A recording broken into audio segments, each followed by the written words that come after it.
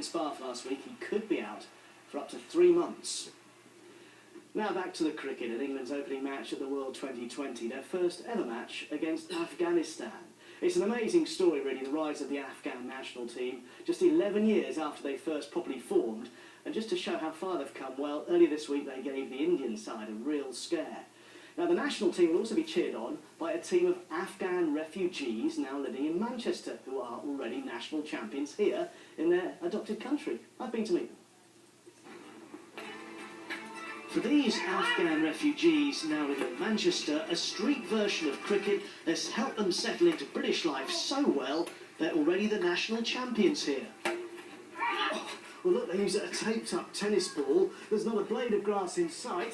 It can be indoors or outdoors, and they're all getting to field, bat and bowl. Can't get him within the same frantic 20-minute period.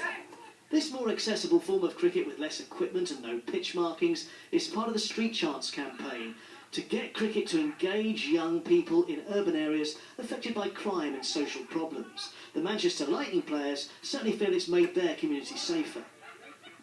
Since we started StreetChance, we are enjoying life in Manchester here.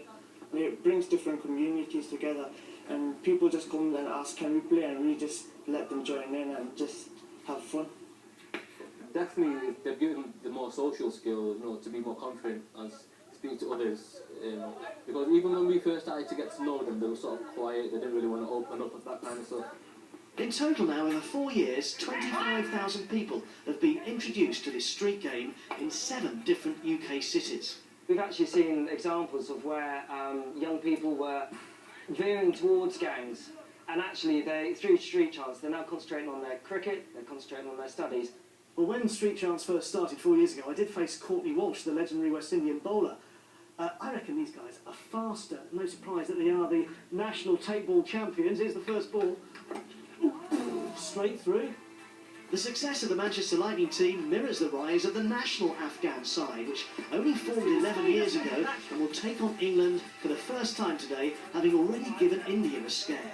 We win the toss, but first there is, I think, the opportunity for Afghanistan to make problem for England. Afghanistan's quite good at bowling and could get England out. But I support both teams, but firstly Afghanistan. And the national Afghan side can take inspiration from this Manchester team, who will defend their UK title in October. Yeah, it's such an emotional day, really, they were saying, for Afghanistan cricket, because the fact that most of the players started getting introduced to the game at refugee camps or over in Pakistan across the border. Apparently there's a story about a sign being put up near the border saying, anyone want to play for Afghanistan?